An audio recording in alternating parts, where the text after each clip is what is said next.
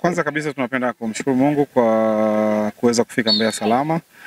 Nadhani wote tunatambua jinsi ambavyo ratiba zimekuwa tight kwa siku za karibuni.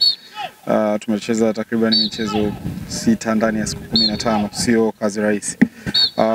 Tumefika Mbeya siku ya jana na leo tunafanya mazoezi ya mwisho kabla ya mchezo wetu wa kesho dhidi ya Mbeya City siku ya kesho. Kwa hiyo kila kitu kinaenda sawa mpaka sasa hivi na tuna imani tutakuwa kwenye wakati mzuri wa kwenda kupata matokeo Mbeya, kitu ambacho kama wote ambavyo mnajua haitakuwa kazi rahisi.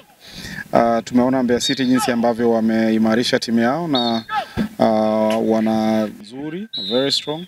So tunajua kesho tunaenda kukutana na Mbeya atakuwa na hali gani, na we are ready kwa ajili ya kwenda kuface hiyo challenge na kujiandaa vizuri kuhakikisha kwamba tunaondoka na point 3. Bila kupepesa macho, nadhani kuna kazi kubwa ambayo inatakiwa kufanywa.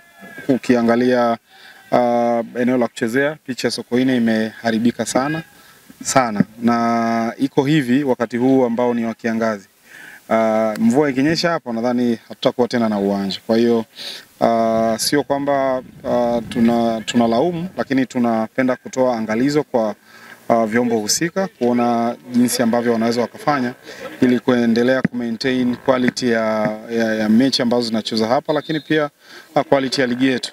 Tunajua jinsi ambavyo ligi yetu iko kwenye ubora kwa sasa hivi, kwa hiyo tunatakiwa kuendelea kuifanya iwe bora kwa kuhakikisha pia miundombinu au sehemu ya kuchezea inakuwa vizuri. So nadhani watu wote mlioko hapa mmeona jinsi ambavyo pitch iko kwenye hali mbaya, lakini we don't have a choice kwa sasa hivi. Lazima kesho tuweze kucheza hapa na tutajitahidi kuhakikisha kwamba tunaendana na mazingira ili kuweza kupata matokeo. Tuna wachezaji takriban 31 ambao wamesajiliwa.